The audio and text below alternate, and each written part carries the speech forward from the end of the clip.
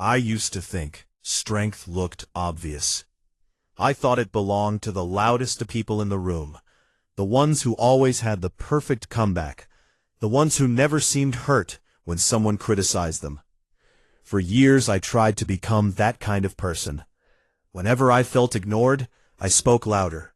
Whenever someone questioned me, I rushed to explain myself. Whenever I felt disrespected, I reacted immediately.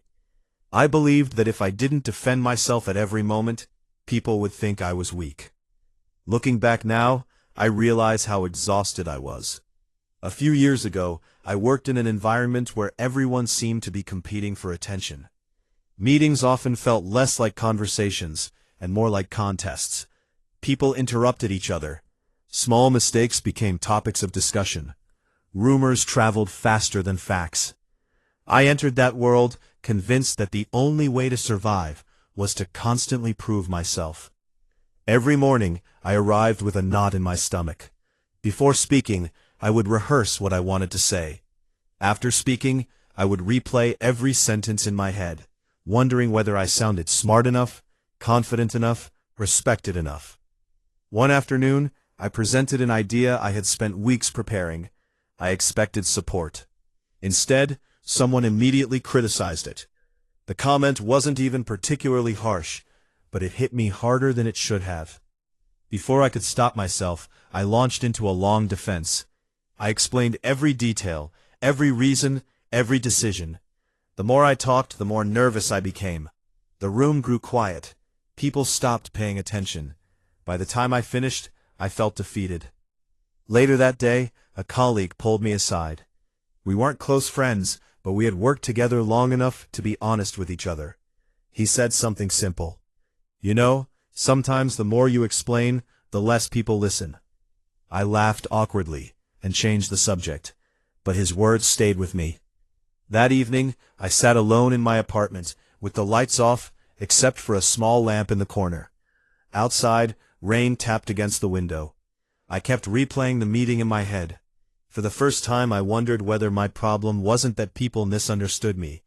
Maybe my problem was that I desperately needed everyone to understand me.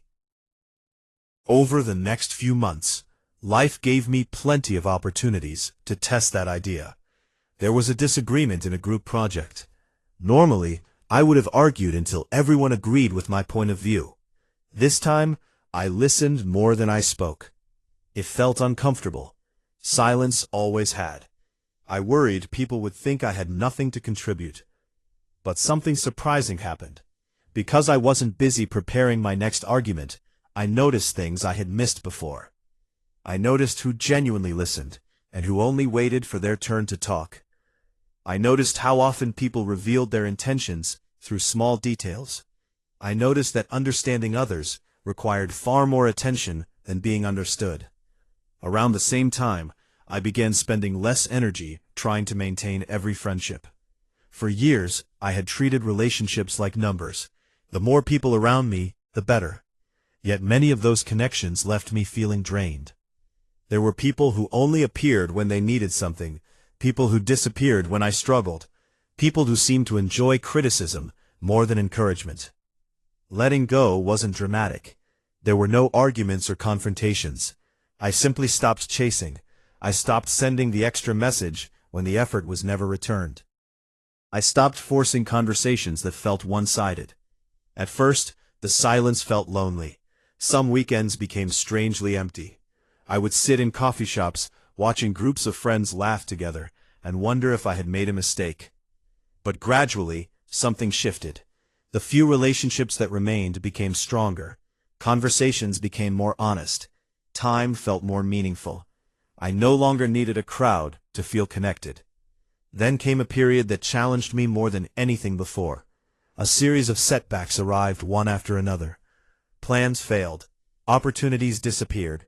Goals I had worked toward for years suddenly seemed farther away than ever. Every morning felt heavier than the one before.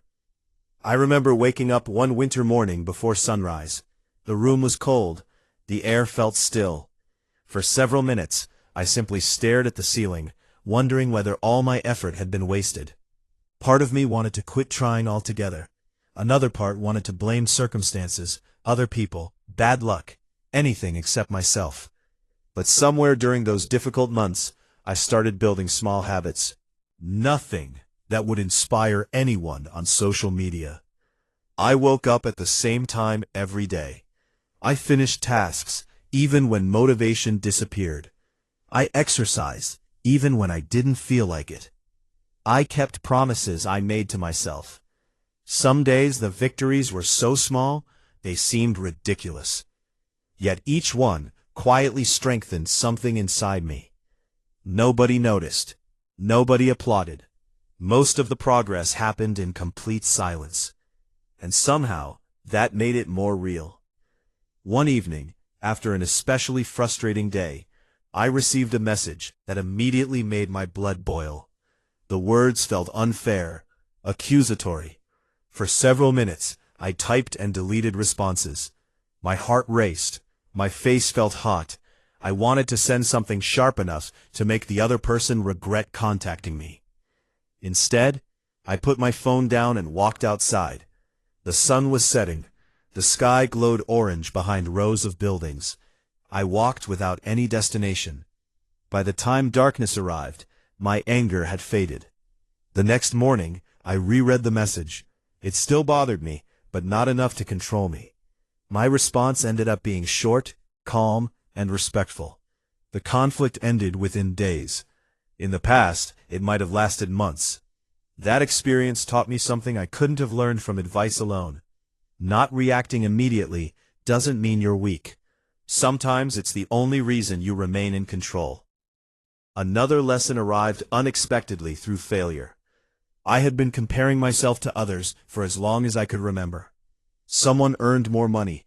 Someone advanced faster. Someone seemed happier. Social media made it even worse.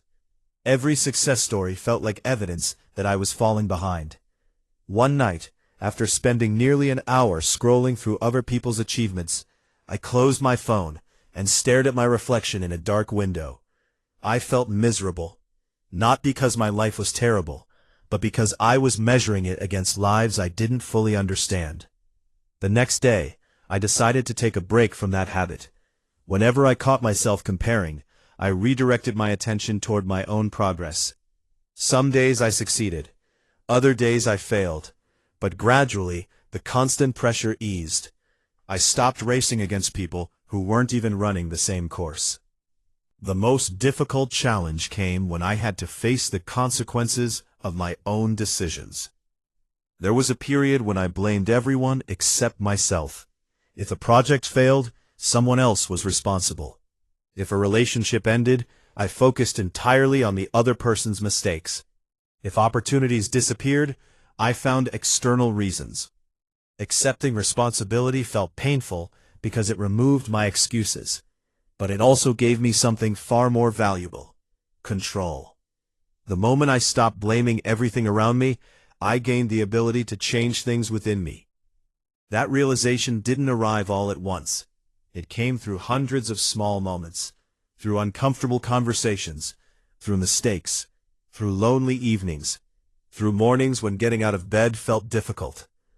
Years passed. My life didn't suddenly become perfect. Problems still appeared. People still disappointed me. Plans still failed.